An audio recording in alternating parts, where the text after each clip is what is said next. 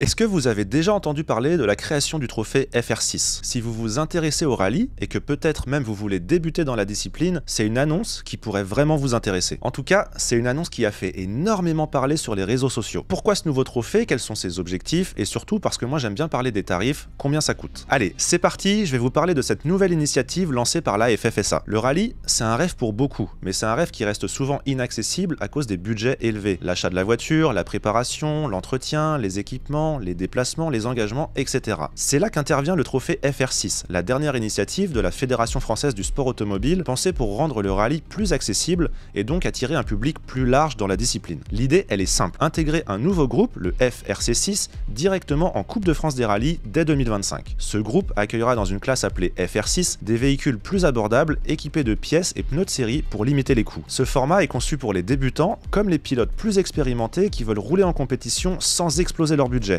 Ça, c'est la théorie. À l'heure où je fais cette vidéo, une seule voiture est pour le moment homologuée dans cette nouvelle classe, la Peugeot 208 Racing. D'après la fédération, la classe FR6 reste ouverte à d'autres véhicules. On verra dans les mois à venir si d'autres constructeurs suivent ou non et comment tout ça va prendre. Sur cette 208, on retrouve le fameux moteur 1,2 litre PureTech, qui fait beaucoup parler en ce moment, mais qui pourtant fonctionne très bien en rallye. Dans la version FR6, il développe 145 chevaux et fonctionne au super-éthanol E85. C'est pas une puissance énorme, mais c'est largement suffisant pour s'amuser sur les spéciales. Pour ceux qui ont connu, dans l'esprit, c'est un peu une sorte de N2S moderne. Côté sécurité maintenant, et c'est important, l'auto est équipée d'un arceau multipoint soudé de type RC4, donc rien à dire de ce côté, c'est une super caisse très sécurisante. Le poids minimum de l'auto est fixé à 1050 kg à vide. Alors oui, on est très loin du temps des AX GTI N1 qui faisait moins de 800 kg, mais c'est une auto moderne. Au niveau de la boîte, ça reste une simple boîte manuelle à 6 rapports, avec une course qui a été raccourcie, et la voiture est équipée de jantes en tôle de 17 pouces avec des pneus de série. Alors l'idée de base qui est de proposer un nouveau trophée avec des voitures faciles à piloter et à entretenir,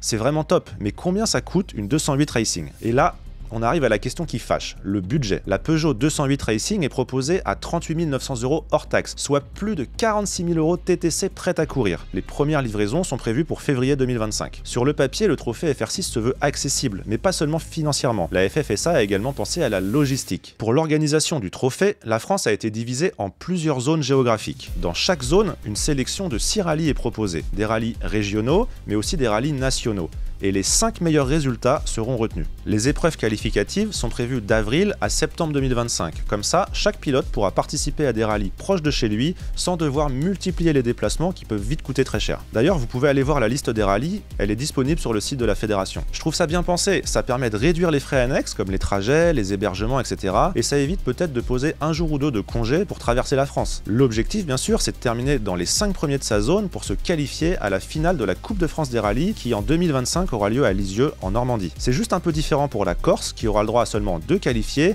et les départements et régions d'outre-mer et collectivités d'outre-mer qui auront le droit à un seul qualifié. Tout ce petit monde se retrouvera ensuite à la finale des rallyes pour tenter de remporter le trophée. Concernant les récompenses, le vainqueur de la catégorie Espoir, qui est une catégorie réservée aux pilotes de 25 ans ou moins, gagnera un volant pour participer au minimum à 4 rallyes en 2026 avec une Rallye 4 dans le cadre de la Coupe Stellantis. Pour le vainqueur de la catégorie Expert, qui est réservé aux pilotes de 26 ans ou plus, donc les vieux comme moi, ce sera une participation à une manche du championnat de France des rallyes 2026 avec une Rallye 4. Alors, je vais quand même me risquer à donner mon avis personnel sur ce trophée FR6. Déjà, je trouve que c'est une initiative qui va dans le bon sens. Aller vers plus de simplicité, proposer une nouvelle formule de promotion, on peut quand même dire que c'est une bonne chose. Ce serait trop facile de ne faire que critiquer. Ça peut permettre à des pilotes de se lancer, de faire leur premier pas avant de passer à des catégories supérieures. Le principal frein, c'est le prix de l'auto. 46 680 € TTC pour une auto neuve, c'est pas une somme négligeable. Ça reste un investissement important, même si derrière, les coûts d'exploitation sont censés être vraiment réduits par rapport à des autos plus évoluées. On est sur des pièces de série avec des pneus de série. Après, aujourd'hui, une bonne N2, ça se trouve dans les 15 000 € et c'est une vraie auto de course. Et ce sera plus perfo. Une R1, ça se trouve dans les 20 000 €. C'est plus de 2 fois moins cher, ça laisse quand même une belle enveloppe pour l'entretien avant d'arriver au prix d'une 208 Racing. Mais il n'y a pas de trophée dédié, alors on verra si ça suffit à convaincre ou non. Le problème, c'est aussi qu'aujourd'hui, les autos de série sont chères. Donc forcément, on pourra plus sortir une auto neuve préparée pour le rallye à 15 000 €. Ça, faut bien se dire que c'est terminé. Après, quand on regarde à l'étranger, il y a quand même des trucs sympas, avec par exemple la Sandero Eco Cup en Espagne ou la Coupa Dacia en Roumanie, qui sont des formules bien moins chères. Je me pose aussi la question de savoir s'il sera possible de monter soi-même sa FR6 grâce à un kit par exemple. Ça pourrait aider à réduire les coûts et faciliter l'entrée dans le trophée à pas mal de pilotes. Malgré tout, je suis convaincu que les loueurs vont s'emparer de ce nouveau produit car il est parfaitement adapté aux débutants, facile à entretenir et très sécuritaire. Ça en fait une auto qui est idéale pour de la location. D'après les retours que j'ai eus, l'auto est super bien née, elle est très saine et vraiment agréable à piloter. En tout cas, j'ai vraiment hâte de voir les tarifs qui vont être proposés par les loueurs pour cette nouvelle auto. Ça pourrait permettre à des pilotes de louer et ainsi de participer au trophée à un tarif qui sera beaucoup plus raisonnable pour une saison. D'ailleurs, j'avais fait une vidéo spéciale sur les tarifs en location pour faire du rallye. N'hésitez pas à aller voir ça si le sujet vous intéresse. Et aussi, dites-moi en commentaire ce que vous pensez de ce nouveau trophée et de cette 208 Racing. Pour encore plus d'infos, l'article complet est disponible sur mon site gotothegrid.com. Je sais pas vous, mais moi j'ai quand même hâte de voir ce que ça va donner et sincèrement, j'espère que ce nouveau trophée va fonctionner.